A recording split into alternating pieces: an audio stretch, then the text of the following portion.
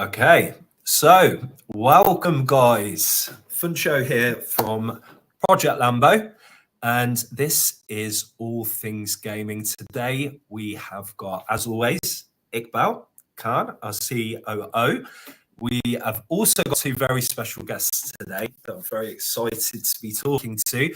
We've got Abdullah, who is our CTO here at Project Lambo, and we've also got Sergio Verona from Polygon Labs, our partner, and we're very excited to do a deep dive into Polygon, what they've got going on, how we're working together, what the future looks like.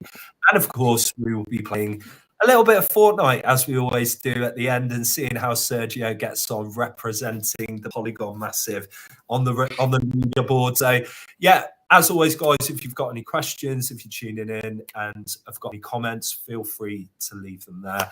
And I'd like you all to just start with introducing yourselves, and then we will start talking to Sergio more. Right. Perfect. So, do you want me to start? Yeah. Hey, yeah. Cool. So, thank you very much for having me here, guys. It's a pleasure to connect with the community of Project Lambo. So, quick intro about myself. I'm the VP gaming lead of Polygon in the regions of EMEA and LATAM. So, helping projects across all these countries in the gaming industry to be onboarded on Web3 on the Polygon ecosystem, helping them to understand which are the main challenges and helping them with all the connections that they need in order that they have a successful deployment on our chain. So it's also very important for us to connect with the community, to connect with the end user, with the gamers, to understand also their priorities and to make them understand why we are together. So I mean, it's a pleasure to be together today, and also excited to play a little bit of Fortnite. Although I'm not the best one in that game. I prefer other ones. We will do our best. Definitely. No, I appreciate that. And Abdullah, do you want to give a nice introduction as well about yourself? Yeah, 100%. So, hey guys, this is Abdullah, and I'm the CTO here at Project Lambo. I'm handling all the technical side, including our integration with Polygon and how we're going to launch Ambo token on Polygon. So, stay tuned for more updates and the discussion we're going to have today. It's going to be a bit technical, but I hope you guys can tag along. Indeed. I'll do my best to try and simplify it for everybody if anyone's unsure. But yeah, really excited to go into it further. Iqbal, do you want to do a brief introduction? Obviously, people know you anyway. Yeah, exactly. Go on. Yeah, you guys have seen my face obviously every stream anyway. And I think today, with my intro, obviously the CEO of Project Lambo, but this is the year we've got a token launch coming. Everyone, please stay tuned for that. We're going to be discussing that later on as well. And this is about Polygon and our partnership with them. So with that being said, Sergio, if you could just go into a bit more about Polygon and why obviously you chose to partner with Project Lambo. Cool. Yeah, so, for us in Polygon, we are covering all kind of industries that are being onboarded on blockchain. Blockchain is a technology that at the end is being onboarded on many different sectors of the economy, of the worldwide economy. But gaming in particular for us is very, very important. It's like around almost 60% of the transactions that happen on our chain. That's why we have dedicated people, like in my case, also in North America and the APAC regions, with additional BD team that is covering gaming. So, for us, the priority is to onboard the biggest number as possible of games on Polygon, because we think that at this moment, if we are realistic, is the door to massive adoption of Web3 or blockchain. So our mission, as you know, we must not forget it, is to build solutions for the scalability of Ethereum. We strongly think that Ethereum is the most secure environment where a developer can build their project. So what we do is to solve the problem of Ethereum, which is like the cost of the transactions and the speed of the chain. So that's why we are building all the blockchain solutions, all the layer 2s that we are building on top of us, in order that we can make Ethereum more accessible to everyone, to all the gamers in this case, and make games to understand which are the challenges, the trends of the industry, because we are in a sector that has changed a lot in the last couple of years.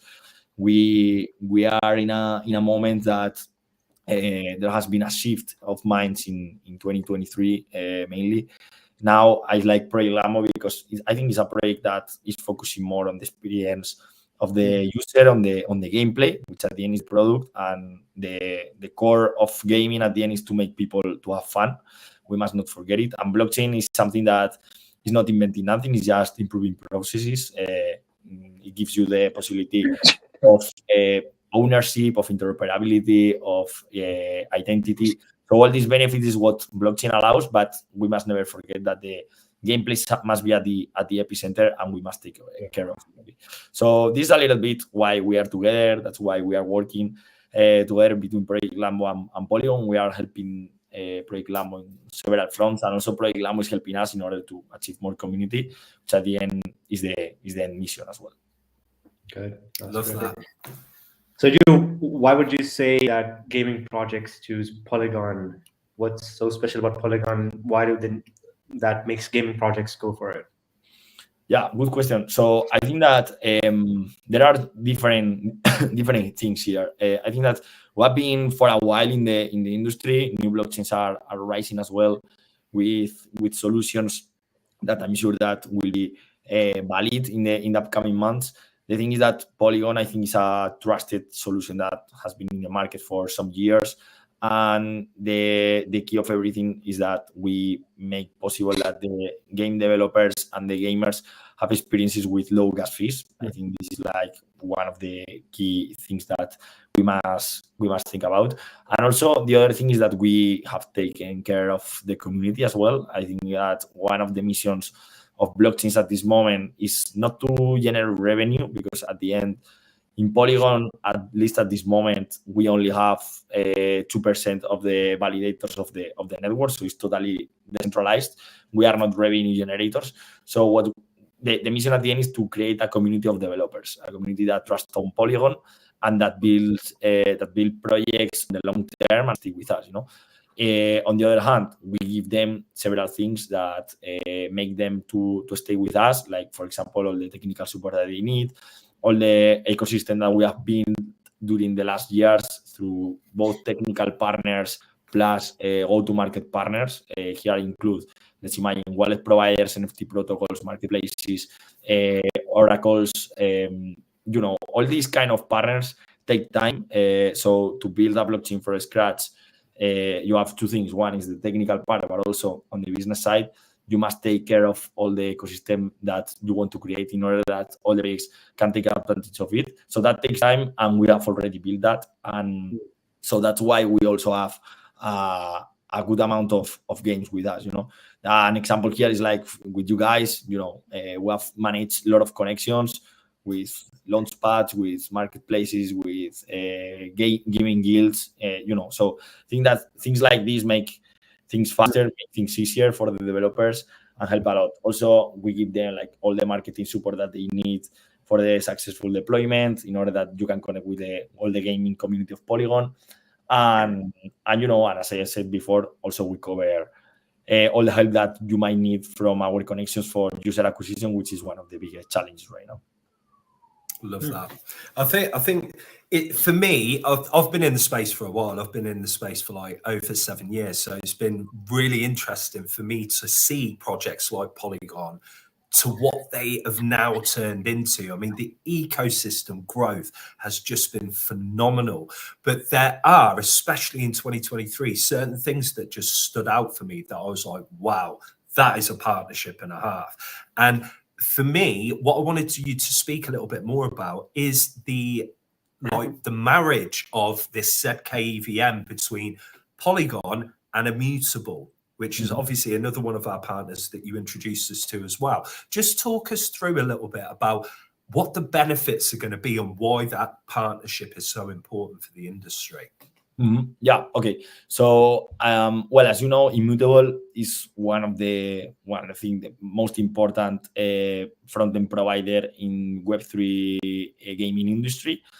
So, I mean, their focus is the wallet of the game, the marketplace, the SDKs, etc.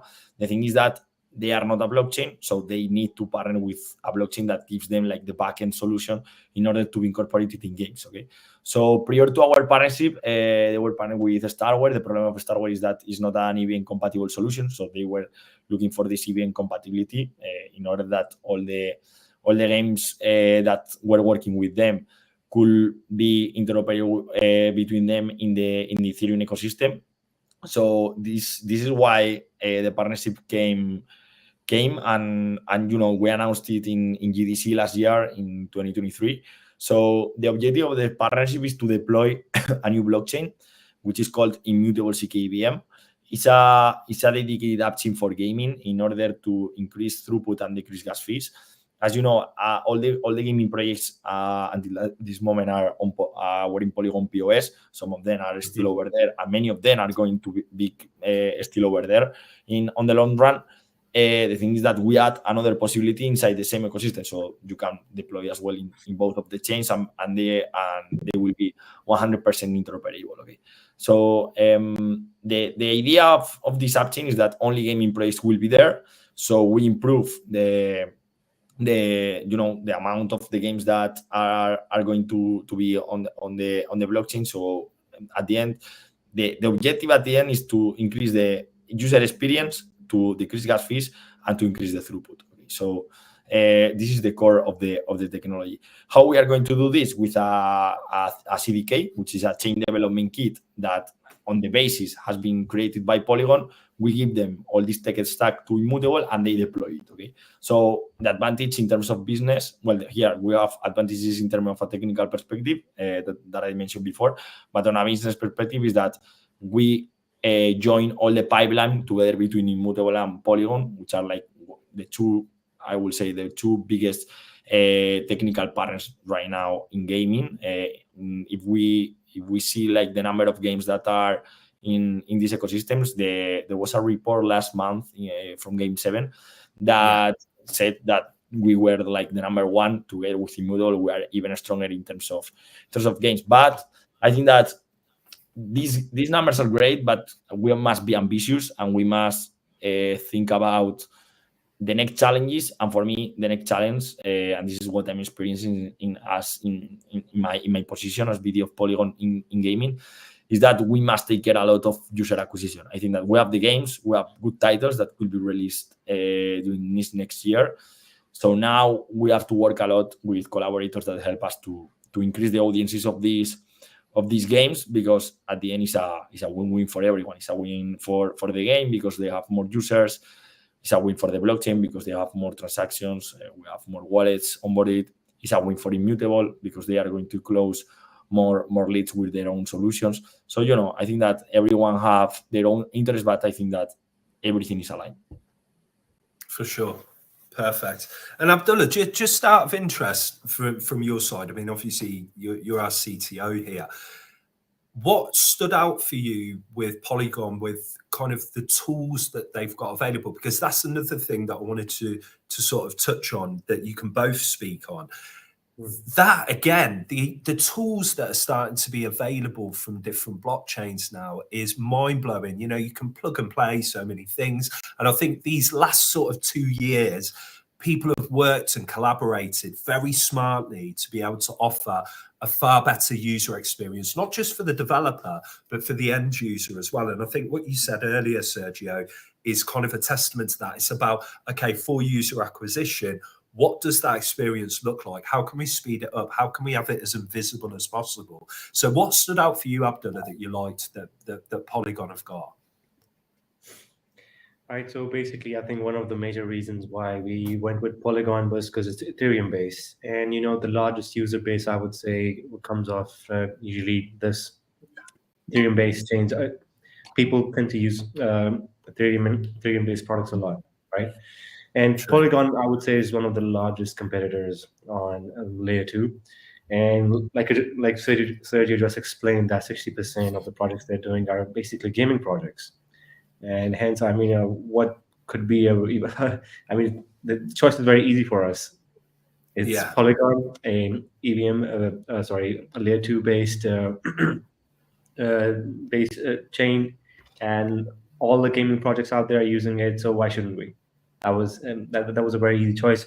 Plus, on development side as well, I would say I've discussed this with my team as well. I mean, you take an example of Solana, or you can take an example of any other blockchain out there. I would say that in terms of developer documentations and the community of developers that can help you get done what you actually want done in your contract, or the way you want everything to function. On that side, it's easier on Polygon because the documentation is vast, and their support is actually very, very amazing. Their community on everywhere is amazing, and I would just say that it's easier as a developer to work on Polygon and develop my product than working with another chain like Solana. I mean, I understand Rust and is amazing and this and that, but wrapping your head around that and working with it, it's kind of like a pain in the ass compared to something that was already perfect, and Polygon took it and make it even more perfect by reducing the gas fee and the way they basically operate things in there. So that was a very easy choice to make. Yeah, love that. Did you want to add on to that, Sergio, from your side? No, I think that the words of Abdullah make total sense. I think that one of the keys that must be taken into account when a developer chooses a blockchain is to ask questions. No? And one of the main questions is, what is the liquidity? Where are the users? A blockchain makes sense if you have users. A blockchain without users has no sense. So at the end, if the Ethereum ecosystem is the one with more liquidity and more users, it makes total sense to be there and to build an ecosystem that can be even interoperable with other blockchains that are even compatible. I think this is like the key of everything when you take the decision. Then obviously there are blockchains which take care of the community more, other ones who take care more about technology. I think everything is important. It's about finding a balance. And I think that all of these the blockchains that have been in the space during the last years have understood this, and the way of taking care of the strategies of every blockchain, I think that is different, and I think that we are on the good path in Polygon now with all the ecosystem that we are creating with Polygon 2.0, and the keys at the end to take care of the community of developers, keeping building and improving our technology. This is the idea. Love that. So, okay, I've got a question for you. So this is more personal for you, okay? And I know that obviously you work with Polygon, so we'll keep it Polygon. But I'm so excited looking at some of the different titles that are going to be coming out this year and next year. I mean, AAA games are coming to Web3. And I just wondered, from your respect, what really is standing out for you that you're really excited about that's coming along? Yeah, I think that there are a lot of games that have been developed during this last year in 2023 and now are going to be released in 2024. And these games have been developed by developers that came from traditional publishers like, I don't know, Electronic Arts, Epic Games, Activision. So it's people with a lot of knowledge, a lot of experience and backgrounds in gaming for many years. So the quality of the titles is going to be much better than those that we saw in 2021, 2022, that there was a boom of blockchain because of the market conditions, but that was more financial rather than poor gameplays, right? So I think that it's going to be totally different. So rather than saying I'm going to be hyped on MMORPGs or sport games, I will say that I'm hyped in general in gaming because the minds have shifted a lot during this last year. If we see the graphics of investment from venture capitals in 2021 and 2022, there were huge amounts of money that entered in the ecosystem. In 2023, it was almost zero. It was compared with 2021 and 2022. So I think that the praise that survived last year and focused on development and are going to be released right now, I think that they will provide this quality. I'm excited, for example, about what's going to be deployed with Yuga Labs. I'm excited with many titles. Illuvium, for example, has deployed one of the first version of the game in the last part of last year in Epic Games. Here in Polygon, we also have great titles that are about to be launched, and those that, for example, Citizen Conflict, that right now is one of the top shooters that we have on Polygon. I have tested the game and it's really good, really good gameplay. So there are a lot of titles that have been developed by really quality backgrounds, and I think that's what makes me really excited. Yeah, I do have a very controversial question to ask Sergio. What's your favorite game on Polygon? I won't answer that question. No, I can imagine that would go down well. It's all right. You can say for Project Lambo. That's fine. I think that the game that I have invested more hours playing on Polygon is not in top 50 in terms of transactions, but I like it and I play it. Was at TGC, so at TCG. So it's like it depends because every person has their own tastes with gaming and so on. But obviously, if I see it from a professional perspective and you judge what you are seeing on the screen with the game, I'm seeing that even if I'm not good or I won't enjoy that game, I think it's really good. So I think we have to value that. Yeah, I completely agree.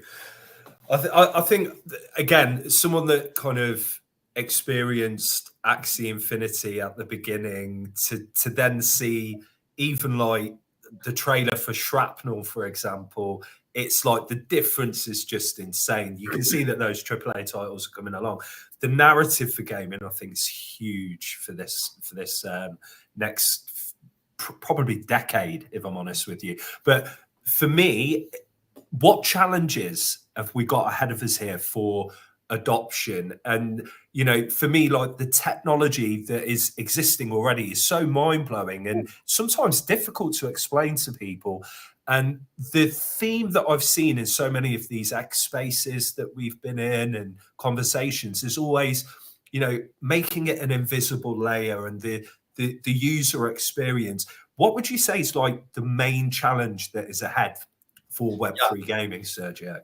So I will say that there are three main challenges for this year in 2024. I will say the first one is onboarding. Onboarding, has been one of the biggest challenges for gaming from blockchain in general. And I think that this is something that is not only a responsibility of the game developer, because the game developer is using solutions from different providers. And here, wallets, for example, are an important piece of the process. Wallets must create seamless experiences to onboard users. I think that we are very close to that because social login is already available in the crypto industry. We also have account abstraction. We also have marketplaces that are creating very seamless experiences. So I think that to finish with this challenge, I think that in 2024 we will see solutions that are coming for the mass adoption. But once we have these solutions, we have to make them to arrive to people, So this is also another challenge of onboarding. So here, talking about it, I'm going to talk about the second challenge, which is user acquisition, right? So we have to make, as you said, blockchain invisible. And I always put the same example. When we play Fortnite, League of Legends, or any traditional game, we don't know if it's built on top of Amazon Web Services or on top of Google Cloud, right? So something similar to happen with blockchain.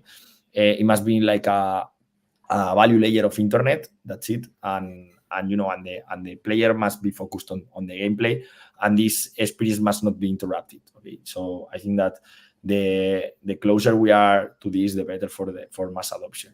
And user acquisition in this regard is important because also here the traditional distribution platforms have been always like rejecting blockchain games. I think that now we are shifting those minds. Epic Games, I think that is opening more. Steam is still a little bit more far away from that. Google Play has been, starting accepting a little bit more blockchain technology. So also here distribution is very important, because at the end they have the power to access a lot of players, a lot of users, so we also must take care about the gameplay, so that these distribution platforms can make accessible these games to everyone.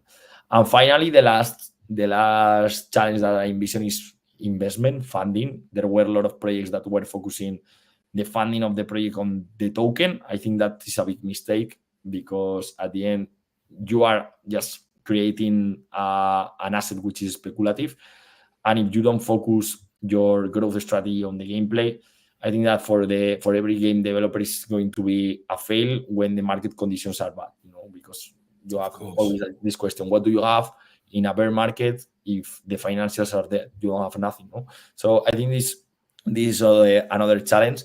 And here, obviously, the conversation that we had with venture capitals during the last year in different gaming events, I think that money will flow again in 2024. That's what they were seeing, they were expecting for this year, in order that the market conditions were improving. So I think that, this mixture of challenges will be the key in 2024.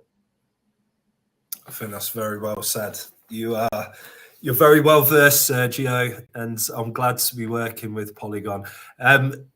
Well, we're getting very close to that time already. It seems like we've only been talking for 2 minutes, but yeah, it's going to be fortnight time very shortly. But just out of interest, and we always ask this, what is, even since you were a child up to now, okay, what's your favorite game of all time? I really want to know, what's your favorite game? Of all time, I will say Pokemon. Pokemon, okay.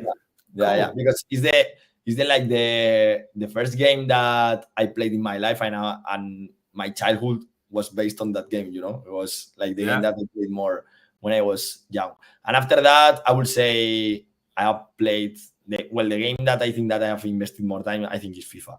FIFA. I love football, so FIFA has been like my favorite title as well. I love that. And it's always interesting to find out, because every single person, there's this one game that kind of took them to a different world. For you, it was Pokemon. And then as you get a bit older, you invest a lot of time and money sometimes into a lot of these different games. And I think, like you said earlier, the game and the experience that the user has is critical, because if you get that right, and we've got all these amazing technologies that you're also bolting on and making invisible, you're onto a winner.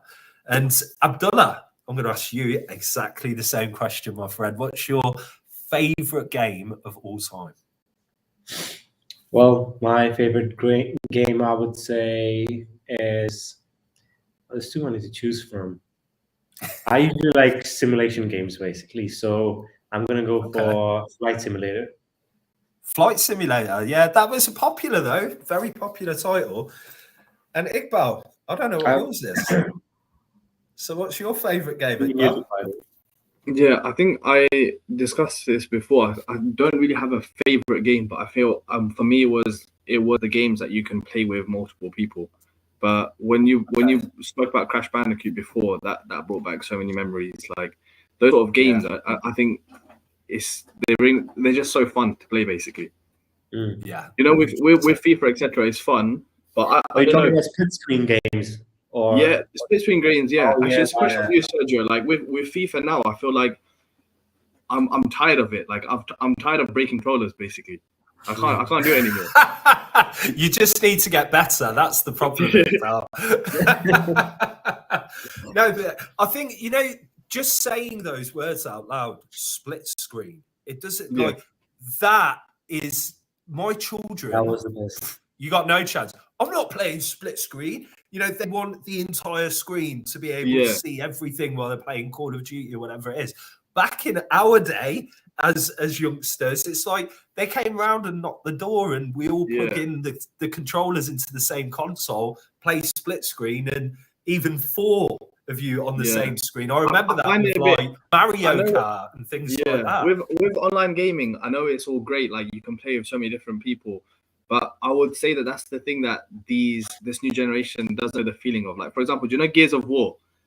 You have like, for example, you have the different teammates, but when you're on your missions and they're like you almost feel like you're them and you're with your friend or your brother, whoever it may be. But when you're online, it's like you can't give them that high five after doing the mission. There's just the different feeling of split screen than playing online. Yeah, I'm with you. That's why I think even still today, Nintendo's consoles have a different feel to when you're playing, even though they have online aspects. It's something that you tend to do as a family or friends coming over. That's a console that gets used a lot more, because I remember the old Wii, and I remember playing Wii Sports for the first time ever, and it was groundbreaking that you could play tennis like this and bowling and everything else. So, again, what Sergio said is bang on the money. It's about focusing on building fantastic games and making sure that they're fun, addictive, and people enjoy them, listen to your community, and have those things that they give you as information. There's such important data that you implement and make your games even better as an experience for the users. But Sergio, fantastic having you talk. You are a wealth of knowledge. Really appreciate it. We're going to jump onto Fortnite now, see how you get on. I'm looking forward to this. It should be a lot of fun. And obviously, Abdullah, you're going to be asking a few questions throughout as well. And Sergio, what we tend to do while we're playing, and I think it's important, we chose Fortnite for a reason. It's got such a huge ecosystem, so many different game modes. It's a massively popular title.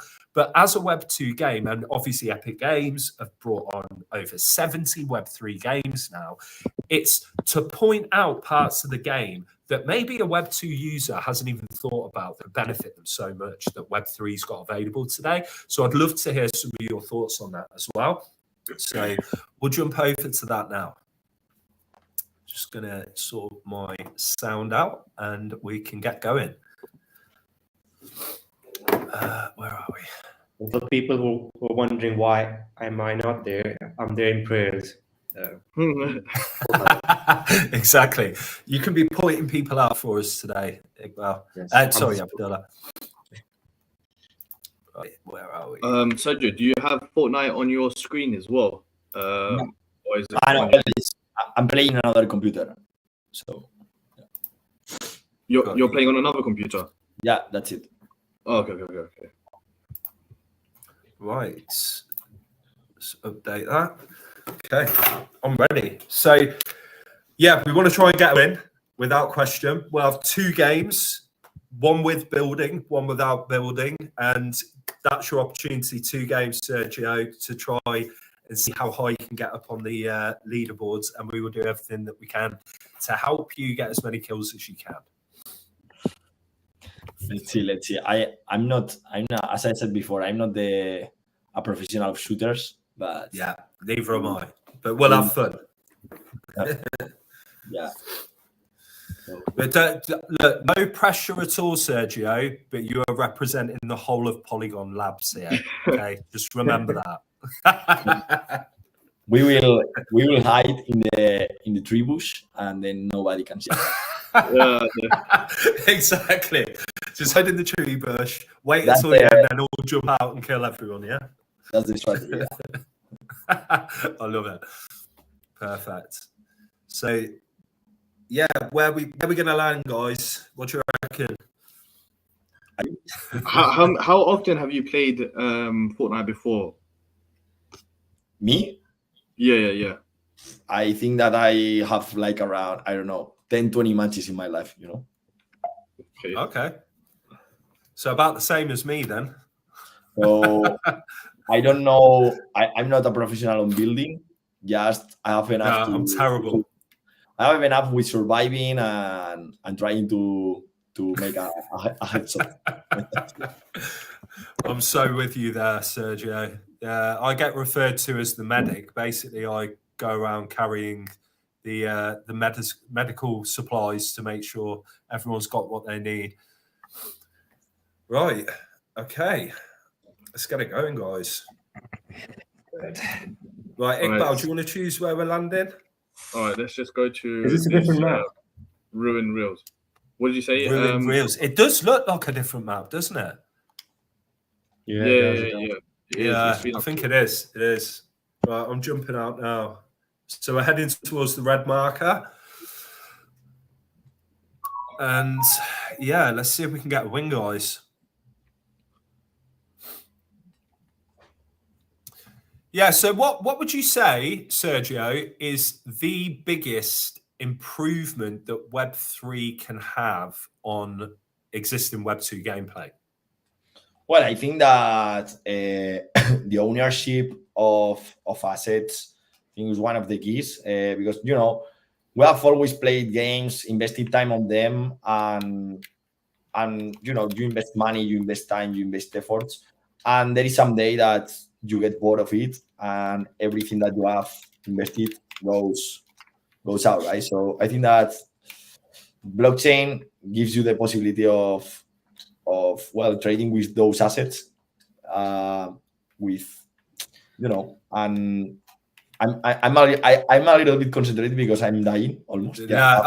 See, now this is what I want people to understand. When you're playing Fortnite and trying to talk about Web3 gaming at the same time, it's not easy. It's not easy. It's not easy at all. But I get exactly where you're coming from, and it's something I talk a lot about while we're playing as well, which is I truly believe that people don't understand how valuable their digital items are. And just by having this technology to be able to allow them the opportunity to trade their own digital assets, have that true digital ownership, and also start to learn that there are ways that they can potentially increase the value of some of the digital assets they own. And the proof is already right there in front of your face. I mean, look how many people talk about Fortnite with old school skins and certain backpacks and things like that. And they've got limited ways of being able to trade these. They end up going on to WhatsApp or trying to sell their accounts to people on PayPal, and there are scams that take place. So I just think Web3 has got so many solutions to provide for people. It's just unbelievable. But the difficulty is trying to educate everyone on that, and without confusing them, and trying to keep it simple. And I think that's where that user experience and invisibility of this technology is so key to the future adoption. But that's just how I feel about it. Well, Sergio, since you're already dead and not able to play, so I'm going to ask you a few random questions, starting with, what would you say is Polygon's competitor right now? The largest competitor, what would you say? Well, it depends. It depends a lot on the on the industry. And I'm going to talk about gaming because we're in gaming, but it depends a lot on the industry that we talk about, because it's not the same a blockchain for a financial use case rather than gaming. And it also depends on the region of the world. There is also a lot of, I mean, I have seen some blockchains that have been focusing a lot on other regions of the world. So I would say that for gaming, I envision Ronin and Avalanche as biggest competitors. Binance is still there as well, obviously. Binance have a lot of games as well. So I would say these ones: Avalanche, Ronin, plus Binance. At this moment, I would say is the top three competition. But for example, if we go, I don't know, for example, in LATAM, Algorand has a big presence over there. So in Turkey, Avalanche is more located because founder is from there. So it depends. It depends a lot on the region and the vertical. But I mean, for other use cases, for example, running a blockchain that is fully dedicated to gaming, so it makes no sense to use Ronin, for example, for another use case. So as we are trying to be like holistic for every blockchain, I mean, for every use case, we have to be everywhere and with all the sectors of the economy. Gotcha. Got you. So I do have a question from one of my team members, and there are actually a few of my team members that I'm trying to ask. So they're saying it's kind of a bull run right now, and they want to ask, why hasn't Matic risen so much? They're trying to get some alpha. Well, I have like we have an internal policy that we never spoke about the price of the token because it's I get that. It's a topic that is a little bit, but we always believe that more in adoption in the long term, and the blockchain, I mean the crypto industry has still a lot of component of speculation, so there are a lot of factors over there. Right. Of Do you course. see Matic's price going above 100? I cannot. You can't talk on those things, man. And I'm that's just cool. kidding, man. I'm just kidding. It's just some questions the team had. They thought it would be fun to ask. No, do you know what it is? I think when it comes to this industry, for people that are already in it, you can't help but want to try and get as much alpha as you can on any project that you potentially might be invested in that can, because everyone's trying to make money too. But for what we're trying to do here, this is a completely different type of experience. This is more about the development side. It's about the future of gaming. It's about what these new features can do to enhance users and gamers' experiences. So I think one question that I've got for you, Sergio, that I'll be interested to hear your response on is, what do you see the next kind of 5 to 10 years looking like with the advancement of gaming as a result of the existing and perhaps future technologies that come along? I see that gaming has the potential to go farther from the gaming industry by itself, right? And here I can talk that we are working with traditional brands, consumer brands that are deploying use cases, different use cases on blockchain with NFTs and so on, and they are trying to gamify these experiences, right? So gaming for them is like a massive adoption of making things seamless, of making things more funny for their community. And I think that it's something that, together with the potential that we haven't still seen of the metaverse, we'll see projects that will be successful. That's the idea. I'm with you. I think that is one of the most explored areas of interest, to be honest with you. Well, I've been speaking about this for years, and for me, as someone that loves movies and watching so many sci-fi movies and things come into fruition off the back of these movies that then happen in real life, watching a movie like Ready Player One tells you everything that you need to know about what's coming in the future, for the way that we're going to socially interact, the way that we can learn, the way the experiences are going to become gamified. If you own an Oculus headset, you are going to be thinking way further ahead than what most are. Virtual reality, augmented reality, the way that we do shopping. There are so many things that I feel this technology is going to massively catapult us into the future with. And you only need to look at these household brands, like you said. They're in fashion. You've seen big names that have started going into the metaverse with NFTs of digital items that they've been selling for more expensive than the physical items. Or you've seen very smart ways where you've seen brands where people can buy an NFT, but then the physical items also delivered to their front door within a few days. I think that is such an untapped area. And that's one of the major things that we're focusing on with Project Lambo too, because for us, it's about how much additional time people are going to start spending in these environments.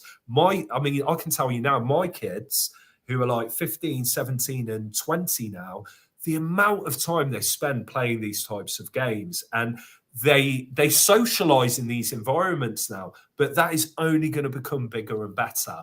And I think that the big projects out there that focus on this are going to be the ones that win. And it's not going to be about which metaverse wins. It's going to be about how different projects can come together to offer amazing experiences and have interoperability in multiple places. I think the Animoca brands are very smart about what they're doing with Bored Ape and Yuga Labs and Mochaverse and everything else. So, you know, I'm just really excited about the future of gaming and the way that we all interact. Totally agree. Totally agree. I think that we are still on an early phase, being honest.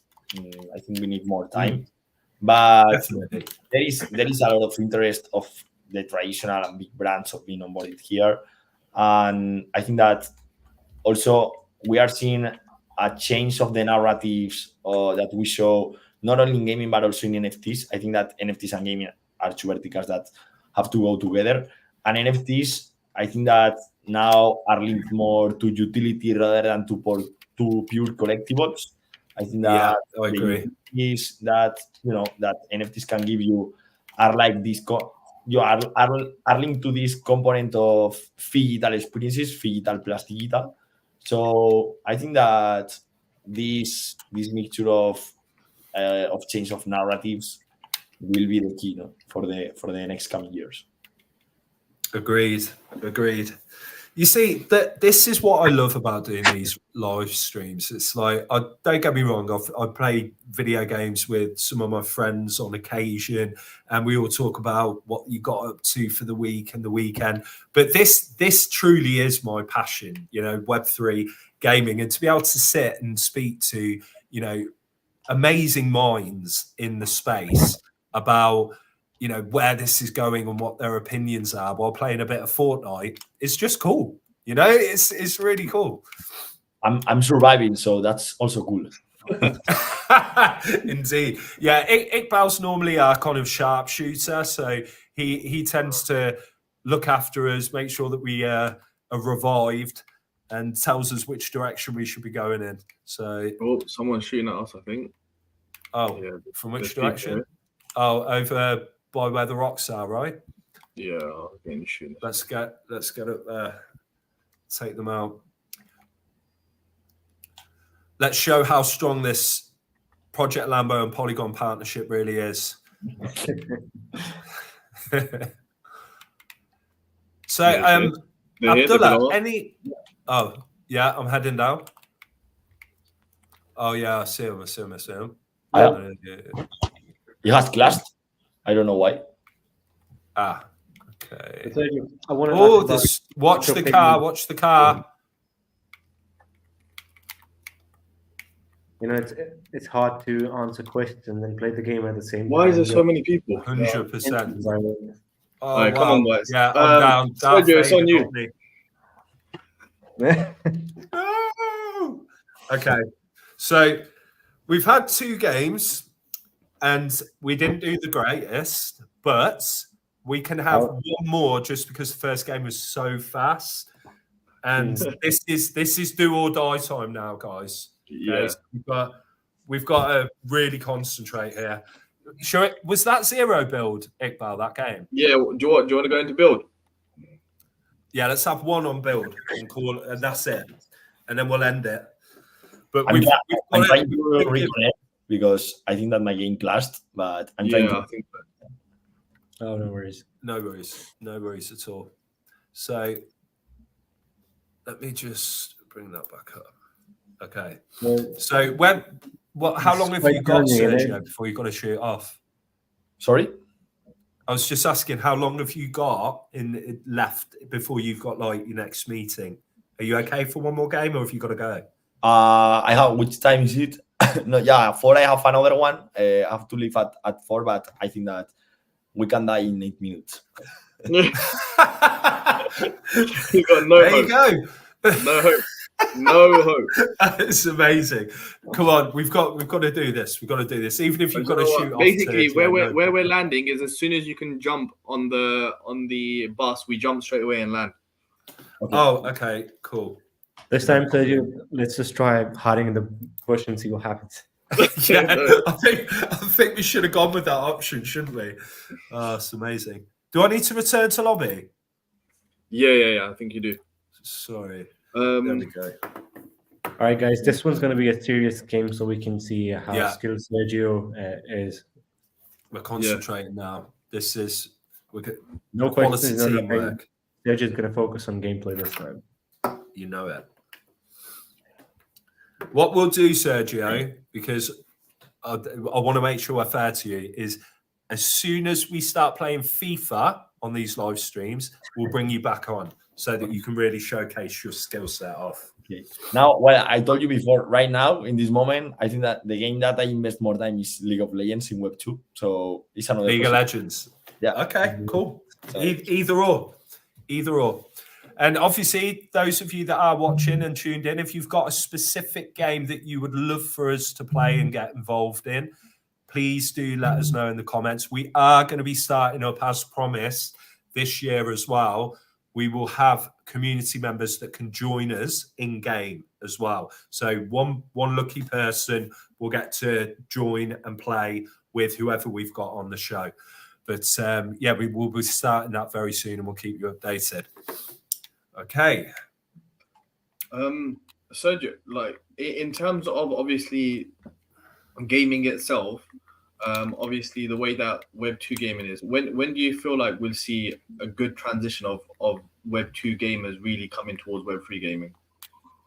It's a good question. I don't have like a number of years exactly that I envision, but I will say that in the next 5 years is going to be like a reasonable period to see like a new revolution. Yeah. I think that What would you say is lacking? I mean, what do you think the hurdle is that people are not able to transition from Web 2 to Web 3? What's the largest hurdle? I said before, the key for me is like the onboarding, and that the gameplay is not interrupted by the transactions on chain and so on, you know. Yeah. But the logic of the game is deposited on chain, and in order to do that, you obviously need seamless solutions and blockchains that make you this and that make this possible. But I think that takes time. We are still in a phase, but we'll see it. I think that's fair. Yeah. I do think that's fair. I think that, do you know what I expect to happen this year? What I expect to happen this year is there's going to be at least one, if not multiple, killer games that like have a crazy amount of people playing, and that should help open up the understanding of what the capabilities are. But as you rightly said, Sergio, we've got to think from a development and infrastructure perspective and getting that user experience right, which does take time. You know, a lot of people don't realize how long it does take just to develop a very simple game. You know, these things can take years. So, you know, we're very early, and people need to understand that there's a lot more growth and time to come. And also another thing that is interesting is that I think that 2024, besides if we get a lot of users and a lot of games, I think that it will be successful if at least one game is able to create IP, intellectual property, right? Because this is something that has been created by Electronic Arts with FIFA, by many other users, you know. So I think that this is the key. Agreed. I think you bang on the money there. I think you're bang on the money that we're going to die within 8 minutes. 8 seconds. 8 minutes. Yeah, I'm literally hiding right now. Are you killing yourself, Joe? Is this coward's way out? No. I was throwing down those things to give me shield, but I had like some, I don't know, there were bots or something. They had like 3 lots of health, but I got destroyed. Yeah. It wasn't our day today. But, it wasn't our day. You know, it's Friday, end of the week. We are. Yeah. That was all because exactly. I wasn't on the team, so that's why. Yeah, exactly. Yeah. Well, to be honest, you'd have definitely done a better job than me, Abdullah. I did. That was not me at my best. Well, I'm blaming it on I had COVID. Okay, that's why I didn't play well. But no. I really, really appreciate, Sergio, you coming on today. And, you know, you're a great guy, very knowledgeable. It's fantastic that we're working together.